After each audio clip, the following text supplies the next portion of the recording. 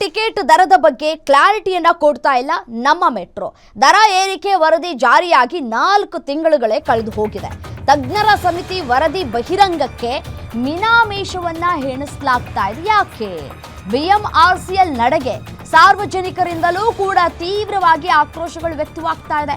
ಕಳೆದ ತಿಂಗಳು ಬಿಎಂಆರ್ಸಿಎಲ್ಗೆ ಪತ್ರವನ್ನ ಕೂಡ ಬರೆದಿತ್ತು. ಬಿಜೆಪಿ ಸಂಸದರು ಪತ್ರವನ್ನ ಕೂಡ ಬರೆದಿದ್ರು. ಪರಿಷ್ಕೃತ ದರ ಏರಿಕೆಯ ರಿಪೋರ್ಟ್ ವೆಬ್ಸೈಟ್ನಲ್ಲಿ ಹಾಕಬೇಕು ಅಂತ ಕೂಡ ಹೇಳಿದ್ರು. ಸಾರ್ವಜನಿಕರಿಗೆ ರಿಪೋರ್ಟ್ ಬಿಡುಗಡೆ ಮಾಡುವಂತೆ ಕೂಡ ಕೋರ್ಕೊಂಡಿದ್ರು. ಪಾರದರ್ಶಕತೆ ಕಾಪಾಡಿಕೊಳ್ಳೋದಕ್ಕೆ ನಮ್ಮ ಮೆಟ್ರೋದಿಂದ ಹಿಂದೇಟನ್ನ ಹಾಕಲಾಗ್ತಾ ಇದೆ. ಯಾಕೆ?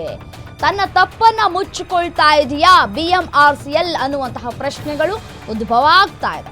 ಪ್ರಶ್ನೆಗಳಿಗೆ ಉತ್ತರಿಸದೆ ಬಿಎಂಆರ್ಸಿಎಲ್ ಬೇಜವಾಬ್ದಾರಿತನದ ಪ್ರದರ್ಶನವನ್ನ ಮಾಡ್ತಾ ಇದೆ.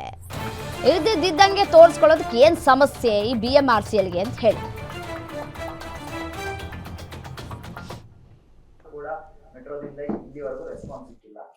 ಇದು it is information of policy decision to be taken. ಅದು ತಗೊಂಡ್ಮೇಲೆ ಅದನ್ನ ಓಪನ್ ಮಾಡ್ತಾರೆ, ಕೊಡ್ತಾರೆ. ಕೂಡ ಮೆಟ್ರೋದಿಂದ ಇಲ್ಲಿವರೆಗೂ ರೆಸ್ಪಾನ್ಸ್ ಸಿಕ್ಕಿಲ್ಲ. ಇದು it is information of policy decision to be taken. ಅದು ತಗೊಂಡ್ಮೇಲೆ ಅದನ್ನ ಓಪನ್ ಮಾಡ್ತಾರೆ, ಕೊಡ್ತಾರೆ. ಕೂಡ ಮೆಟ್ರೋದಿಂದ ಇಲ್ಲಿವರೆಗೂ ರೆಸ್ಪಾನ್ಸ್ ಸಿಕ್ಕಿಲ್ಲ.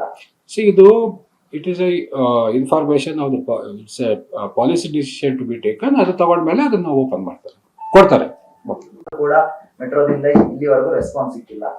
ಇದು it is information of policy decision to be taken. ಅದು ತಗೊಂಡ್ಮೇಲೆ ಅದನ್ನ ಓಪನ್ ಮಾಡ್ತಾರೆ, ಕೊಡ್ತಾರೆ.